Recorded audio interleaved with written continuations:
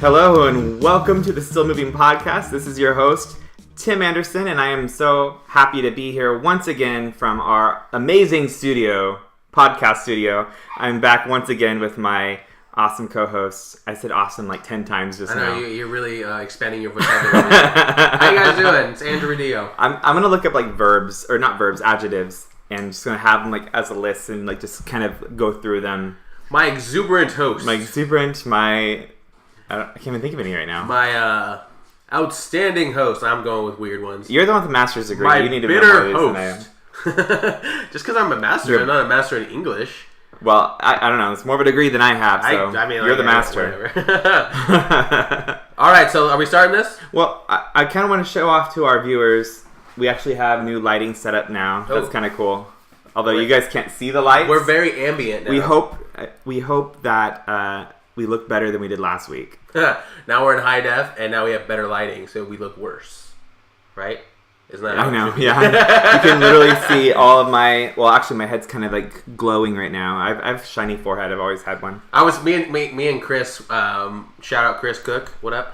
We were talking on the phone. We were like, "Yeah, I'm getting lights because Tim is washed out because he kind of has the opposite problem of like darker skinned people where they get washed out in dark. Tim gets washed out in light." Yeah.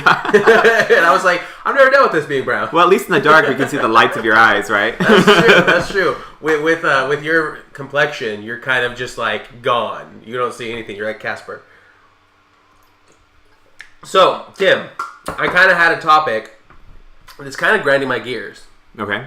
And it's more of like it's a generational topic, which I don't want to get too into. It's more that I feel like I always have to defend my generation. Right. Right? It's not like that's the cool thing to do is poo-poo on a generations. And like I'm tired of defending it, honestly. I'm almost to the point where I'm just like whatever. You know what I mean? Well, why do we have to defend? And I think that's a broader topic. Why are we always on the defensive with everything? Well, so I don't think this is a problem that's unique to millennials. You're defending the millennials, right? I'm actually on the cusps. Yeah, I'm on the cusp. I'm between the Generation X and the millennial. In some like ways, I'm a millennial. Some other ways, I'm a Gen Xer because like it depends on what your definition is. Because I was born in 86, sometimes like 86. Yeah, it really depends on which textbook you're looking at, too, yeah. Because they kind of define it in their own terms. Exactly. Whoever is talking about it. I know. Here's the deal. The old people always want to tell the younger people to get off my lawn, right? Well, I think that's in general. I'm just talking about the whole defense topic. Like, it feels like you always are defending yourself now. Doesn't it feel like that? Or am I just like that type of person where I'm argumentative? Well, you are argumentative. I am argumentative. I don't think that's negative. Yeah, well, like I said, I think every generation has like the older population is always looking down on the younger, and to be honest, like I can see why, right? Because my generation is looking down at what's after millennials? I think they're Gen Zs. Are they Gen Zs? Or they're Xennials, I've heard that. Xennials, yeah. Well, anyway, they're eating Tide Pods, right? And so it's like easy. One person. I know, but it's easy. Like when especially you're going to realize this as you get older. I only have 6 years on you, but still. Why is it that we do that? That we're like. Well, I think it might be like a nostalgia thing. You know, like nostalgia really is a thing. Like we always yearn for the good old days, right? I yearn for that, time when I was at the height of my youth. Really? Right? Maybe I'm just a different type of person. You're not far separated yet. I don't care about the past. I care more about the future. Well, that's good. You're a very optimistic person. I don't know if I am. But I think people in general, though, love nostalgia, right? It makes sense. You see all these like TV shows that are being rebooted, movies, franchises are being rebooted. It's because it's appealing to general nostalgia in the culture. Okay, all right. And I think so. Nostalgia is like a factor of like in how humanity. We really prefer things back when we were younger, right? And that's why it's harder for older people to like younger music. It's harder for older people to like new trends. And so I think as we get older, we're like always, music was better back in my day, back when we knew how to play music, right? It's always like this whole thing. Hopefully, though, our generation is better than older generations have been. But you can even look back, like back in the 50s, the 1950s, like there was like it was always the teenagers versus the the adult population. Why? Same old fight. It seems like that's like an easy out. Right? It is. It seems like this generation is going to hell in a handbasket. Like, yeah. That seems so easy to me when It is not easy. trying to understand the subject. Maybe it's just I'm an inquisitive person, so I Right. always try to understand. I mean, obviously there's times I'm just like, that generation's terrible. Right? But like, why do we always go as humans? Why do we go for the easy route? Right. And just in life in general. Well, I mean, that's humanity in a nutshell. It's laziness wins, right? And the easiest You route. think we're all lazy? Oh, yeah. I'm probably lazy. Yeah. Well, I mean, that's what technology is. It's how can I get the same thing done quicker, faster, easier, right? So that's and interesting. so like humanity is always pushing forward to the laziness is our we want to be lazy, right? It's a thing. So do you think our utopia is just not having to work? Have you not seen WALL-E? You think that's what we're actually going for? Is a WALL-E-esque life? Yeah, like those fat blobs just floating around in their little wheelchair with things. some ads, and you can change your red to blue, and you drink your dinner, and that's why not? It's more efficient. So to be honest, I really don't think that's where we're headed, but I really do think laziness. I don't think probably shouldn't call it laziness is what drives us, but efficiency maybe is what drives us. We all want more leisure time. We all want more entertainment. We all want more. We want a happier life, right? And work is something we want to avoid, right? So I guess that's true. If I had the ability, I'd retire now. I would. Wouldn't think about it. Wouldn't that be great? But what's interesting is okay, let's be another topic. Sorry, go ahead. Well, so what's interesting with older generations is I actually see that they actually love working. Yeah. Which is very interesting to me because I'm maybe it's a millennial thing, but I'm working towards not working. Do you know what though? I was just going to say I actually even if I made thousands of dollars, I think I'd still be programming because I enjoy it. Okay, but more I'm talking about. Yeah, but programming is kind of an easier. It's like job. A creative outlet. Yeah, it's like an easier job. Okay. Well, not necessarily that it's intrinsically easy. Yeah. Okay. What I'm saying is you kind of it's are not free flowing. Backbreaking. It's not. Yeah. You're not free. You're free flowing. You kind of are your own boss. You set your own parameters. Not necessarily that you are your own boss, but let's face it. Most programmers can kind of. You know what I mean? Yeah. Well, it's a creative job. Yeah. And a lot of people aren't blessed with the ability to have, most people in their jobs are told what to do and how to do it. Whereas programming, you're able to express yourself and you're able to come up with your own solutions. Interesting. So would you say that programmers are digital artists? Yeah. Are you? Wait, we're going that you guys are sandwich artisans. We are. Well, I mean, look at your iPhone or here's my iPad. This is art, right? This is how. Oh, that's my baby. Oh, how cute is that? My wife and my baby. But you go to the apps, and that's not apps. But you go in here, and every one of these apps have been created, and yeah, but they haven't. They're iconic and they're works of art. If you really think about it, though, it really was the visionary behind it that really drove that art. Intrinsically, programmers, can't turn this off. They create, but a lot of times they kind of don't have that vision of making it intrinsically beautiful. Okay, so there's a lot of programmers that aren't they don't do the UI, right, the user interface, but creation is bringing something out of nothing, right? And so for programmers, they're given literally nothing. They're given a blank piece of page and they put on code. And with this code, they create something. Not all programmers create a user interface or a website or an app, but maybe they're creating a database or they're creating a table. Interesting. They're bringing something out of nothing. Are you saying that computer programmers like Mark Zuckerberg or Sergey? Well, not Mark Zuckerberg. He's a spider in a robot body. Mark Zuckerberg is the Beethoven of our generation. Is that what you're saying? That he's created this master work of art? He has. He has created an industry, which is now he's having to testify in front of Congress in 4 days. He's become that big. I guess that's true. But I don't know if I'd call him I don't know. Maybe he did more than Beethoven ever would in this world. Do you think? Wow, that's so interesting. How that view of life, right? You're totally equating differences because do you get emotional appeals or do you get emotional response when you see Facebook? Oh yeah, Really? Most people do. Like studies show that social media causes like anxiety. It causes To the same level of music? Here's the deal. It's an emotional response. It's not positive. It's a negative, right? It causes anxiety. At the same time, though, it helps you feel connected to people in ways that you weren't.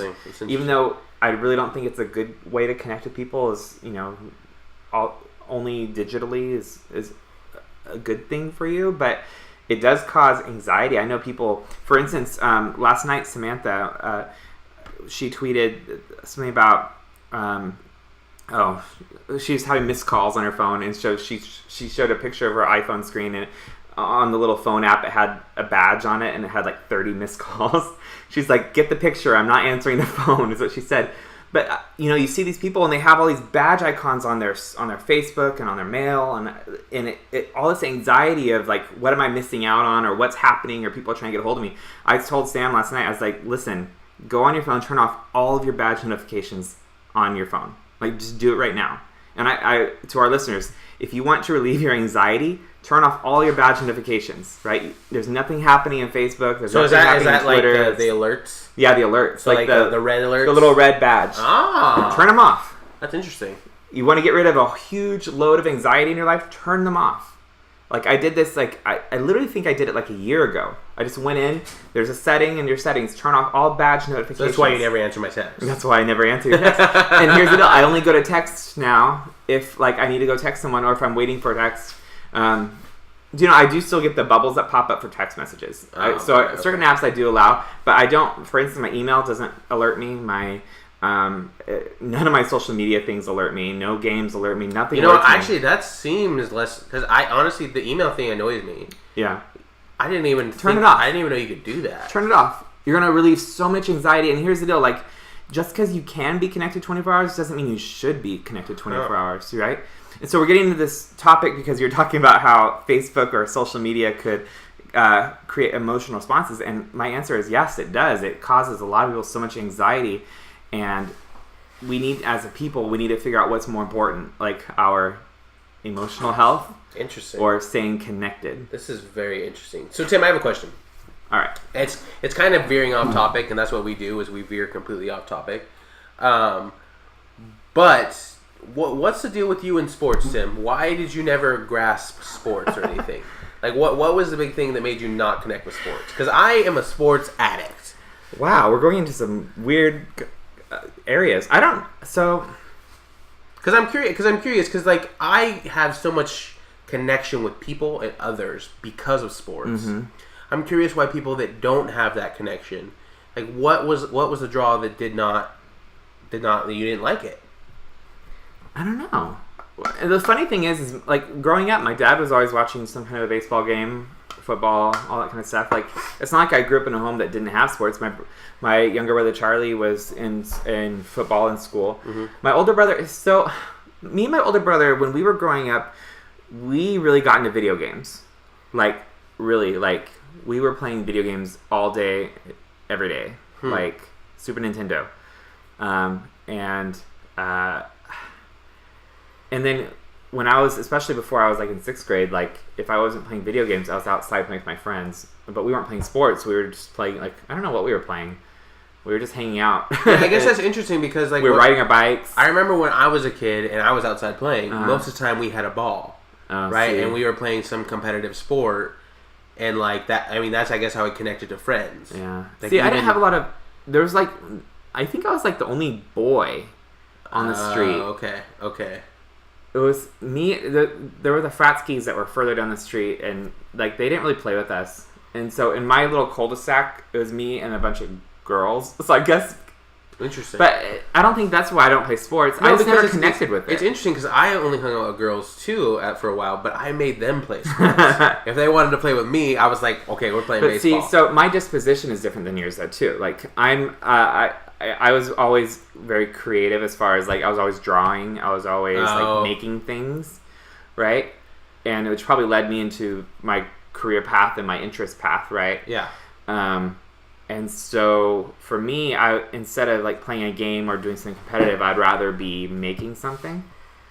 Like, here's it. I would go out with my brother and my cousin. We'd go out in the backyard and we'd build forts. Like, so we wouldn't play sports. We'd build things.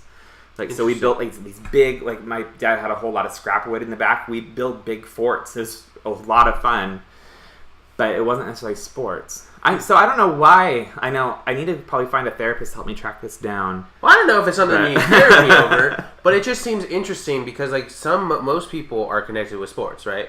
It's easy to talk about. It's like, oh, did you see that game? Oh yeah, man, dude, that was crazy. Yeah, you know what I mean? Like big sporting events. That's like what you do. I do go throughout life like thinking I'm missing out on something. Really? Like, yeah, I really do. Like I feel like I don't get this connection that a lot of people get. Like a lot of people who like follow sports, like they're able to walk into a room and immediately have something to talk to someone about. Like, hey, what do you think about that game? How'd that game go? That's true. That is true. And I literally don't have that. And so there are like lots of times where I feel that social anxiety. At the same time, though, like for me, like I cut the cord to cable 6 years ago, and like because I don't watch sports, I'm not missing out on. I never missed out on anything. Like I'm not missing the big game. I'm not. Yeah, see, that's what's interesting because I cut cable as well, but I had to get this CBS app so I could watch all my Raider games. Right. And I was figuring out how to watch Giants games, but conveniently MLB TV is blacked out in this area. So I won't ever be able to watch a Giant game in Fresno. Isn't that a racket? Yeah,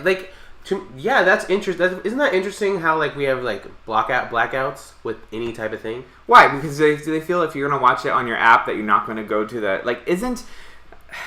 I don't know. I never understood the concept behind that. Okay, so Andrew, if you could A, go to a sports game, or B, stay at home and watch a sports game on your phone, what would you do? Depends on the sporting event. Like, is it something you're a big fan of?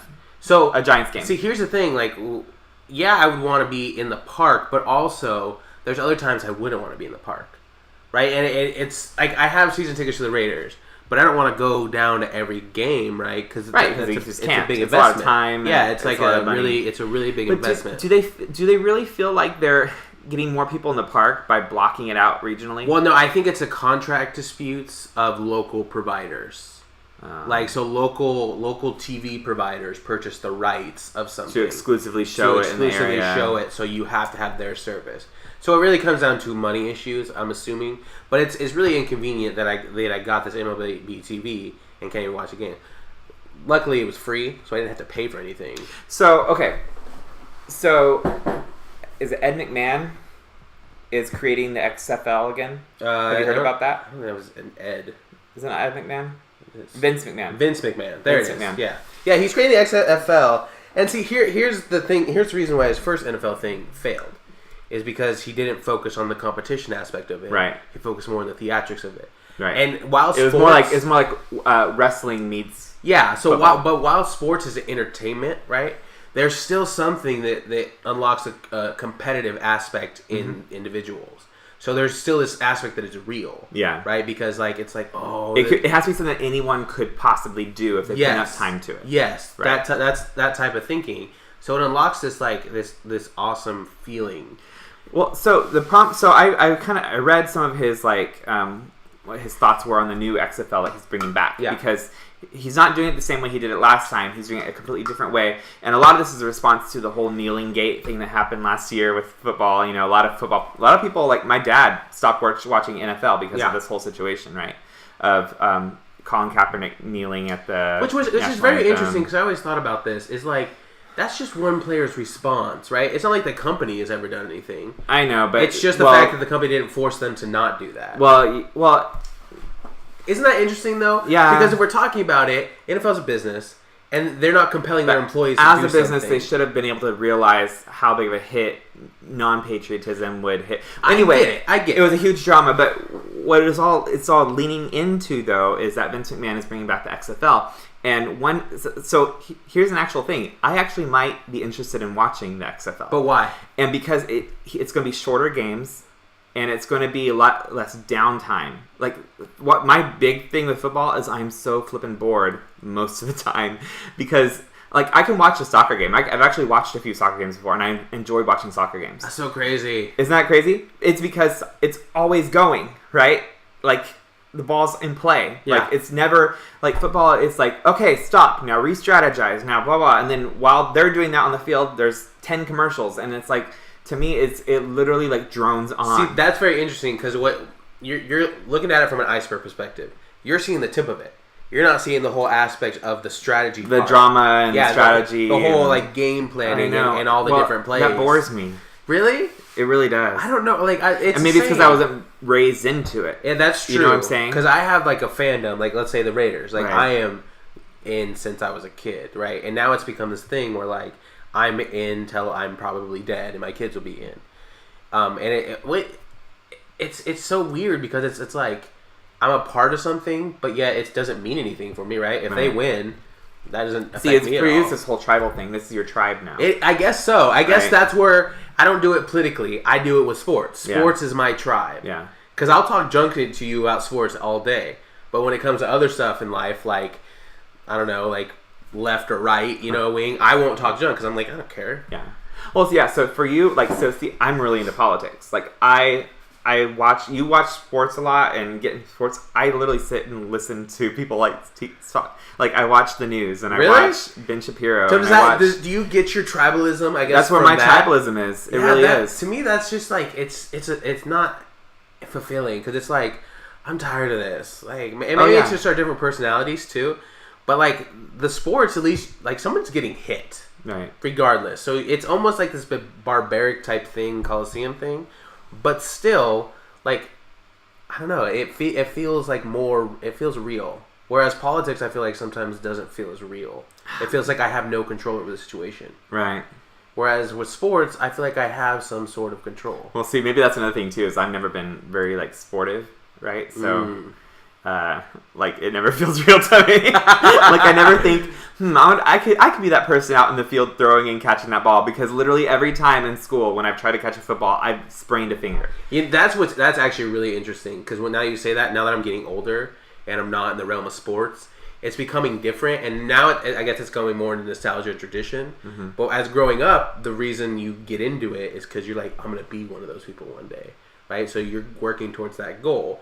But then this comes in the point where you're like older than all the talents that's coming in. It gets this weird medium where you're like, this is weird. Yeah. Like, I'm not good enough to be there. I know that. But, I never will be. Love it. Yeah, it's a weird acceptance thing that you have to kind of go through. You kind of get your midlife crisis really early with sports. It's like 23. Yeah, that's midlife. That's too old. That's it. That's it. You're like, well, I can never be a professional athlete. And it's a weird feeling, especially if you played sports your entire life. Yeah. It's a weird feeling. So did you grow up, you grew up playing sports? Yeah, so I grew up playing baseball and soccer because I couldn't play football because there was a weight limit for football in my town. But then that made me not like the grind of football. So when I got to high school and we got creamed, that probably was a lot of it. We went 0-10, so I didn't like it. I just didn't like it, so I stuck with baseball. Yeah.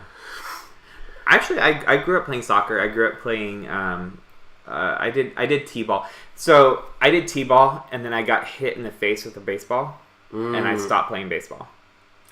Interesting. What was your parents' response to you getting hit in the face with baseball? Well,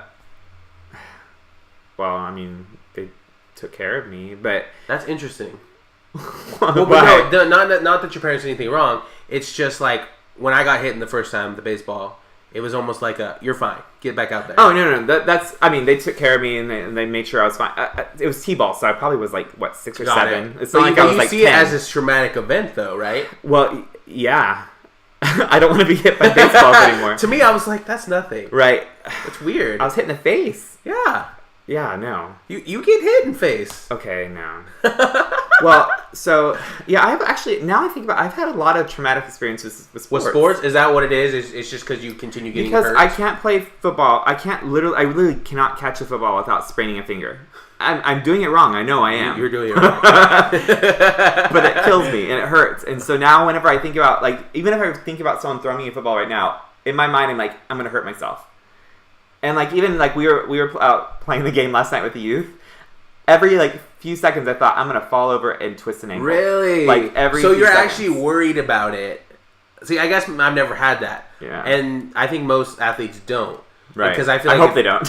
If you actually play like that, if you think like that, you will get hurt. Right. Because it's almost like this weird mind thing. You're bringing it into forcing. fruition, you're foreseeing the future there. But like, I never ever think I'm ever gonna get hurt. What's that called? A self-fulfilling prophecy. It is. That's what it really is. Because it must be your confidence in yourself too, and how you move. Well, yeah, my physicality. Like, I'm a klutz, and I've really walked into walls, and I tripped. Do you think there's like a psychological effect that your body has when you have more confidence to where it performs better? Oh, yeah, I believe that. So like, if you're fearing that you'll get hurt, and the reason you get hurt is because you're body, fearing it. Yeah, you're fearing, and your body's communicating with all your limbs and stuff. Well, do you know, I really believe there is something to mind over matter in certain situations like this. I'm not saying that we could, like, I can will myself into being skinny, or I can will myself into being more athletic, but what you probably could. Probably could, actually. No, but more, like you said, it's a self-fulfilling prophecy where if you're out there overanalyzing everything you do because you're afraid you're going to get hurt, then you probably will get hurt. You're more likely to, because it'll happen, right? And so yeah, I've had a lot of traumatizing experiences. Another traumatizing experience, I remember playing tag football when I was in like 3rd grade out in recess, and getting the wind knocked out of me. That was a traumatic experience. Were you a smaller kid? I was a little chubby. I didn't really get chubby until I was in junior high. Well, I mean, like, were you smaller than most of the other kids? Oh yeah, I'm short. Okay, so that probably had a lot to do with your acceptance of sports, right? When you're usually smaller, you kind of get pushed around a lot more, right? Or something, and you probably get hurt more. Well, and then so here another whole like side of this prism too is because I'm a more creative person too. I would, like, if a bunch of kids were like drawing something and a bunch of kids were playing sports, I would rather head over with the here. Drawing. Yeah. Okay. You know what I'm saying? Yeah. And so I'd only be out there playing the sports if there wasn't something more interesting to me going on over here. That's interesting. It's crazy how, like, individuals, even like siblings, can be so drastically different. Oh yeah. Even like twins. Yeah. That to me is the most fascinating thing about humans, is like, it doesn't matter what you've been thrown at, you're gonna handle situations completely different, even if you've grown up in the same home. Yeah, well, we're all, and that's the thing about humanity, is we have to realize that we're all. Scott Adams, the creator of Dilbert, he talks about this in his blog a lot. He talks about, he's actually a really smart guy. I don't know if you've ever read any of his blogs. Probably haven't, but no. He's a really interesting guy because he talks a lot about persuasion. He was actually doing a lot of analyzing politics over the last couple of years. But he talks about how we're all playing these movies in our own mind, right? Ooh. And in your movie, you are the protagonist of your movie, right? And so you can be perceiving the world a wholly different way than the way I perceive the world. That's interesting, right?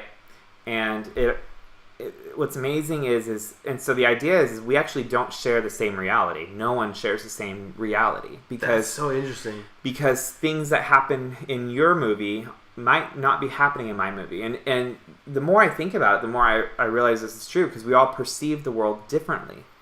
And so you look at sports and you see fun, competitive, this is part of who I am, this is my tribe. I look at sports, I see Tim's gonna get hurt, and they're all speaking a language I do not understand. That's so interesting. And I don't want to invest in this.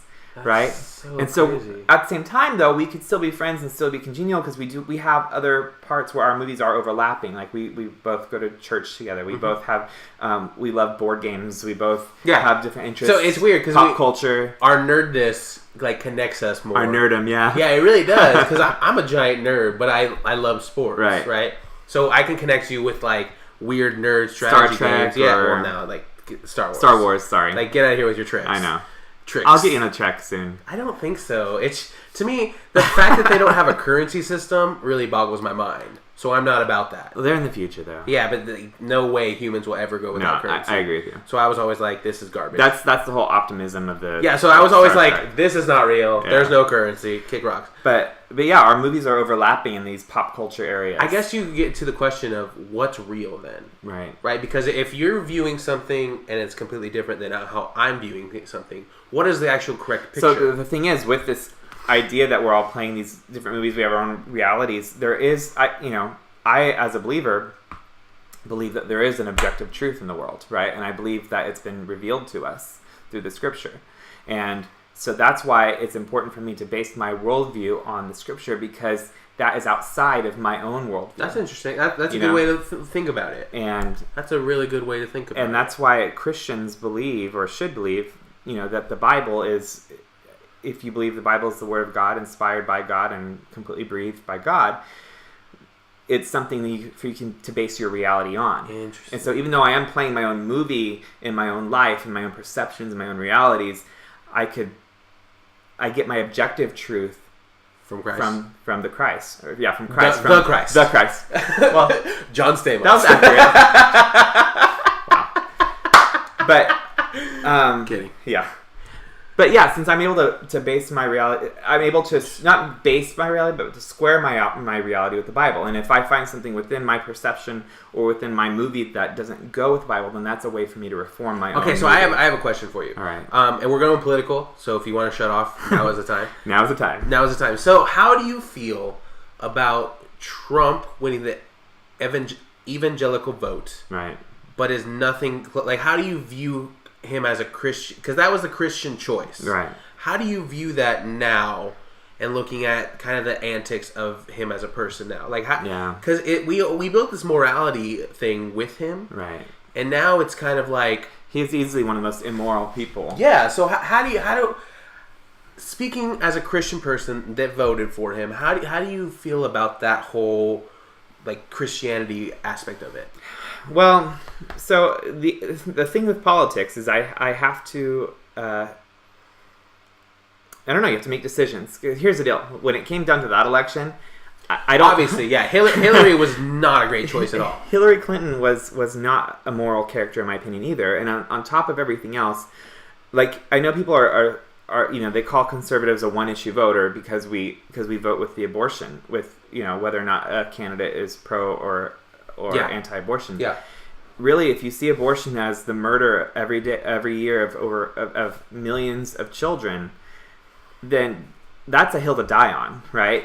And if Trump promised to side with anti-abortionists, which he has promised, and he's so far done some work. Well, he's elected very conservative judges, or not elected. What does he do? He appoints. He appoints judges. Right, he's appointed so many conservative judges that will probably help to return Roe versus Wade, and so if you feel like there's a mass murder going on in this country, and that's an issue you're willing to die for, I would literally vote for. That is an interesting premise, and I like it, and I like the fact that that's where you live and die on. But I guess my question is, how do you feel about the crumbling foundations of the view of Christianity from everyone else that doesn't take Trump seriously? You know what I mean? Because it's almost like we picked our battle. Yeah. This is our battle, the presidency of the United States, which Right. I don't know why we even focused on this. But now we've kind of picked our camp. Right. Well, so how do you and I know the Holy Spirit is vast, but how do you reach people that are completely opposite of you, right? If we've picked our camp politically, so that's why I believe, and that's why I've really for the last year and a half been trying to keep my politics off of my social media. I've been trying to keep it out of. I want people when they see me to not think of he's political, right? Yeah. Because I really don't believe Christians should really be. We should be focusing so much on politics because we should be focusing on real issues that matter to real people. And politics just isn't it. Yeah. Like politics, like we've been talking about, is tribalism. It's team sports. And here's the deal: if you put your identity with Donald Trump, guess what? He's going to do something, and he's going to guess what? He's fallible, right? He messes up for sure, quite a bit, and he'll let you down, right? So how do you think? Like, do you think there's remorse from the Christian camp? And I understand, like, there are some issues that you're really for. Whenever there's things we find out about him, for instance, his affair with Stormy Daniels. Yeah, what do you think about that from a Christian standpoint? At the same time, this is a man who's been married 3 times, and every time, for instance, when he was with his first wife, he was cheated on her with his second wife, and then when he was with his second wife, he cheated on her with his third wife. We knew this going into the game. Right, it's one of these things. I guess that's true. So I'm not surprised. I didn't vote for him for his morality. I didn't elect him pope. Mm-hmm. I elected him to be the business. He's a good businessman, and I feel like the country needed to be ran like a business. Interesting. I think it needs to be, under budget and under schedule and under budget and. You know what ahead of schedule. Right? What I've been disappointed most with Trump is the fact that he's not against spending. That I'm always for the fiscal portion of Right. presidency.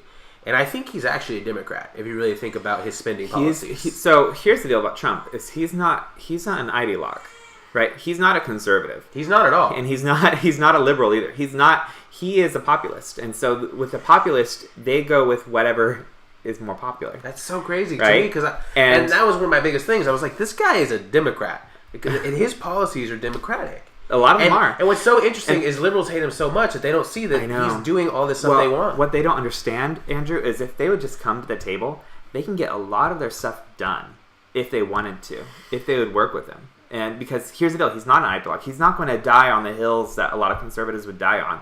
He would actually give in a lot. In fact, with this whole DACA thing that happened in the last few months, he's been trying to make a deal with the Democrats on what to do with the DREAM Act recipients, right? And he's given away a lot more than any Republican was comfortable with him giving away. Yeah. And they still wouldn't make a deal with him. That's interesting. And it's because they're trying to promote this anti-Trump agenda. Whereas, like, the craziest thing, the Republicans have elected the most liberal Republican as president. Yeah. And still that's not good enough. And so what it shows is the Democrats have gone further left. And it's actually, the Republican camp has gone left also. And that's just really interesting to me. Yeah. I feel like, here's the deal. Do I feel like Trump is going to be president for the next... Do you think he's going to win another term? I think he is. That's so crazy. And I think it's because, and I know people are saying, oh, he's playing 3D chess, but he really is playing the game on a different level than a lot of politicians understand. You know what? Like, his antics are the most insane antics of everything, but... I don't even think he means half the stuff he says. He's just he's a troll. No, he's a troll. He's a giant troll. Well, and here's the thing is, I was like, what is that? The thing is, trolling works. I guess. It's all persuasion with Trump. Everything's persuasion. You'll notice, can you ever find a clip of him apologizing for something? No, he doesn't. He doesn't. Like, do you ever find do you know how crazy it is that what came out right before he got elected with his derogatory remarks against a woman? Yeah. And he still beat Hillary Clinton. And he didn't apologize. He didn't say sorry at all. No. Well, so he didn't apologize because here's the deal. He's not playing the same game that politicians... If it was any other politician, they would come out immediately with like this huge long apology. He would go and he'd donate money to like some women's fund or something like that. Trump's playing a different game. Trump knows how persuasion works, and he knows that what's more important than an apology is to see him as a strong, not morally strong person, but as a strong figure. Interesting. And so you notice like when you see him, pictures of him, he never like bends down, bends over. He never like it's always this alpha male thing that he puts off. Okay, so I know he's smart. Right. But would you say he's a sociopath? Oh, probably. I believe most politicians probably are sociopaths. Well, but he's on a complete different level. Yeah, about it. I wouldn't be surprised if he was a sociopath. Yeah, that's crazy. I mean, anyone who takes 3 wives and lives the life that they live. That's very true. Sorry, I didn't mean to like attack you. Right. I just wanted to a Christian perspective that actually voted for Trump. So here's the deal: like voting for a politician for me is not. I'm not electing a pope. I'm not going to teach my daughter to be like him or to be like, his wife or to live life like him. What I am doing is I'm voting to try to, I have these beliefs, fiscal beliefs. I believed what he said about jobs, which really was, guess what? That was a big thing. Hillary never talked about jobs. Trump talked about jobs. And guess what? Here we are a year and a half later, and jobs are coming back to America. Our economy's booming. I'm really terrified about this tariff war. I'm really not. I am, because you're not thinking about it economically. As soon as a tariff war starts happening and a trade war starts happening, we will lose this game. That's if we unless we cut spending. That's if we lose. I think we might. Here's the deal: we get so much stuff from China. China's been undercutting us for so long. Yeah, but we don't care because we're getting the cheapest product. That's what no one's understanding is, as a consumer, you want them to be cutting us out. I know, but because we want $1. Where that's hurting though is American jobs. I'm okay with that. You're okay with that because you have a good job. Learn a skill, go to college, go get training. I know, but like for instance, I have a brother right now who doesn't have a job. I get that. It's hard. It is hard. And especially when but we all make choices. There's so much labor that's going across the seas and going south of the border or coming in. And as a fiscal conservative, I love that because that means the price will always be lower, but at the cost of the people who are trying to live now. You know what I'm saying? And so sometimes our ideology has to bend down to what is good for the people right now. Maybe. I don't know. Because maybe we could help better if we did line by line audit spending. Like if we cut and just cut. Who's gonna do that? Andrew Dio. No, but no. The problem is the senators. I know. That's the problem. And so here's what really all comes down to: our president is too powerful. Like Obama spent 8 years expanding the office of the president. Well, so did Bush before him. So did Bush before him. And so did Bill Clinton before him. Right. All these presidents have been expanding their own power. And the problem with that is now the president has so much power, more power than the Constitution, than our founding fathers ever wanted this office to have. We're getting to the point where they're becoming our kings, right? We're electing kings, not presidents. And so what needs to happen is the power of the presidency needs to be stripped back from the president. It really shouldn't matter to the common man, to me and you, who the president is, because our representatives in Congress should be running our country for us. But the problem is our Congress can't get anything done because they can't agree on things, because they're not really representing the people, they're representing companies, and they're not representing the states, right? So we need more representation in our Congress, and our Congress should be making the laws that really affect American lives. Yeah, I agree. So I'm completely against taxes, right? Right. Just because I feel like it's really stealing from me. Right. But then I come from income tax. I'm all taxes. Even sales tax. I'm and I know. Listen, like I'm not going to be an anarchist. Right. I think there are some things that I need taxes, but I feel like let me decide when I want to pay taxes. Right. Well, and so that's why I think what Huckabee, when he was running for president 12 years ago now, I can't remember. It was a long time ago. Yeah, anyway, he was talking about the FairTax. And the FairTax would actually abolish the federal income tax, and it would be a high sales tax. Not a high, it was just a fixed sales tax. And the idea is you're not taxed on money that you're making. Because right now we are being penalized for making money. Like, that's what income tax is. We're being penalized for making money. Yeah. And the problem is when we make money, we're actually doing better for our economy, right?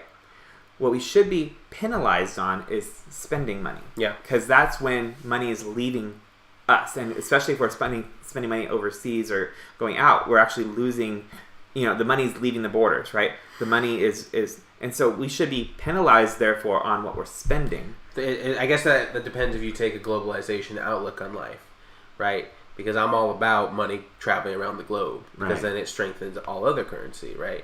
So, that's getting way deep into details. But how do you balance this? Because I always struggle with this.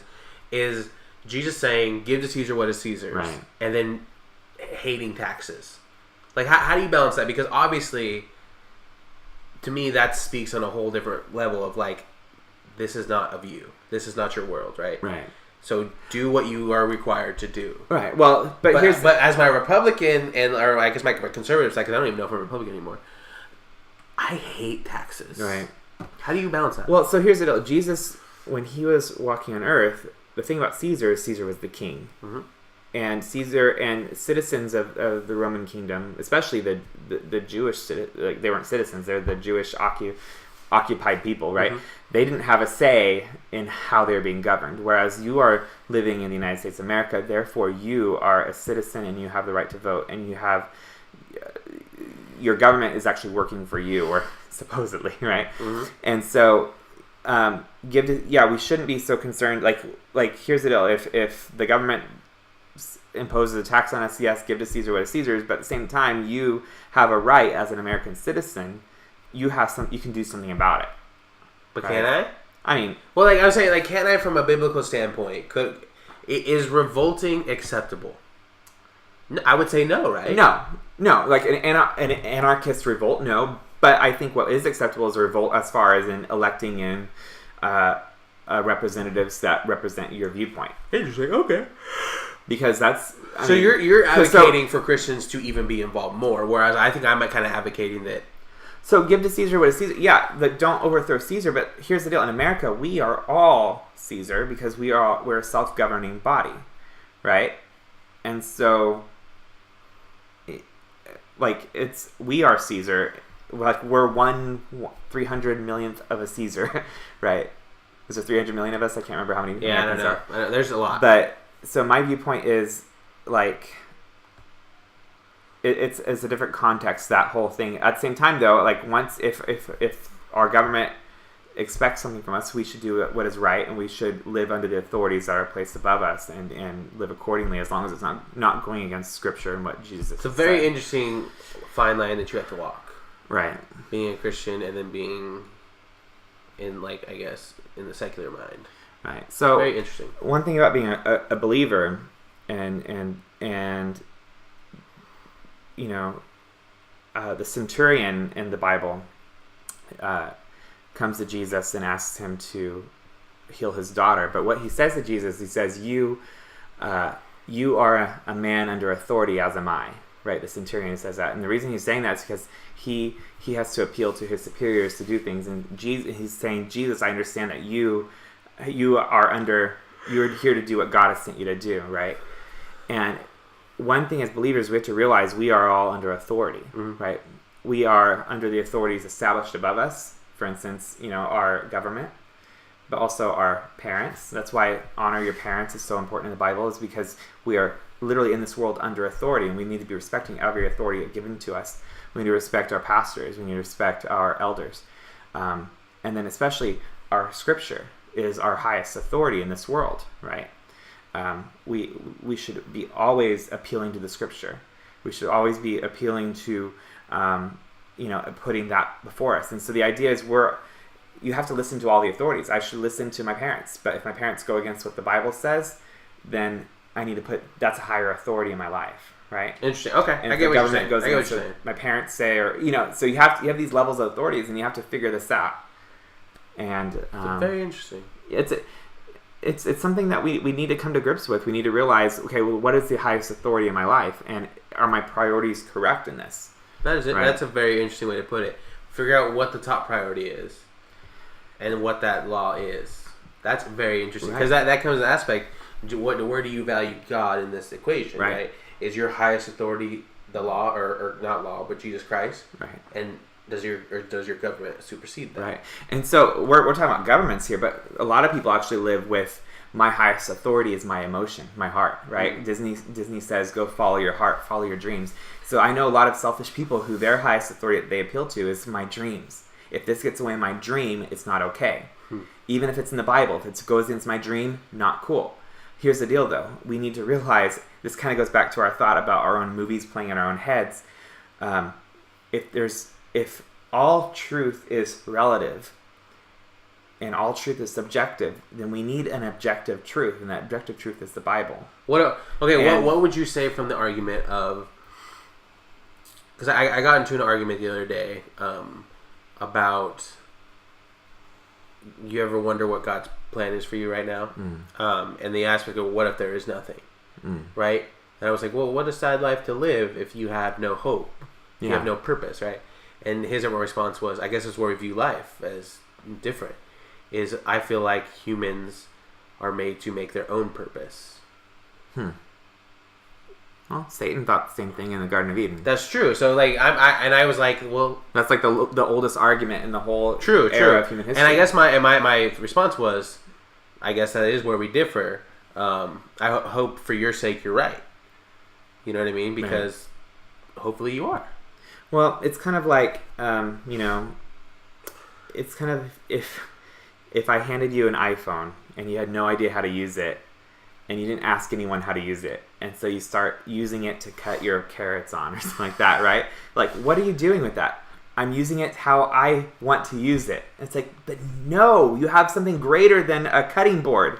I've given you this awesome rectangle that could communicate to the whole world. It could do so many things if you just learn how to use it. That's interesting. And let the creator tell you how to use it. It's a really good analogy. Right? And so we're walking around humanity. Everyone's trying to find ways to fulfill their own purpose. But if you don't get in contact with the creator and figure out, what am I here to do? Then you're not going to play it right. You're not gonna live. You're not gonna be fulfilled in this life. That's interesting. I think that's a good ending spot. I think so too. We hit a lot of spots, but I think it really comes back. It all comes around to the same topics, the same issues that, we're playing these movies in our head, and we need this objective truth, and we need to figure out where that authority structure is in our life, and we need to figure that out. What is your highest authority? What has the right to tell you how to live and what to do and all that kind of stuff. It's very interesting. Is that where we're ending it this week? I don't know. Are we ending it that heavy? It was kind of heavy, but I'm okay with that. Yeah. What do you think? I'm cool with it. All right. Should we do a challenge? Okay, like what? Oh, first we need to let us know that we received 23 subscribers On YouTube? on YouTube. Hey, that's pretty good. 19 Facebook likes. We're a quarter of the way there. We're a quarter of the way there. So we need to reiterate: subscribe, like, share, do all those things. Alert bell. So our goal, if you didn't watch last week, our goal is at 100 subscribers on YouTube, and I think that's just a good goal. I think it's a good goal. I don't know. I'm content with 100 Here's the deal. subscribers. If Andrew and I only have 30 subscribers, we're still going to do the show because we enjoy it. Like, we enjoy talking to each other, and we enjoy hearing feedback and hearing back from you. So if you have something you'd like to add to the conversation, let us know. Hey, if you would like to be a guest on the show, let us know. We're always looking for guests, too. We are, and we tend to play off guests very well. Yeah. It leads to a really intriguing conversation. But let us know ahead of time so we can order another camera. No, we could share a camera or do something like that. I want it to be good. Oh, okay. We'll figure out. We're always increasing our production quality here. You know what? We've really upped our game. I feel like we got really good lighting. We got good HD thing. We got theme song, outro. We do have a theme song. I feel like you should start playing it because we're about to fade out. Let me put my monitor back in. So You I have can hear monitor. it. Oh, look at that. professionalism. Andrew, why don't you? I'll shoot the camera to you. Why don't you say goodbye to everyone as I start the theme song? Adios, mi amigos. That's it. You want one more? Well, I think you need to come back, subscribe, tune into us. When is our next show, Tim? Sunday? We're doing one Sunday, or are we gonna wait? I don't know. We don't really know. We were planning on doing it Sunday, weekly, but we kind of ran into Easter last week, and then we've both been busy. So go ahead and subscribe. It's still moving.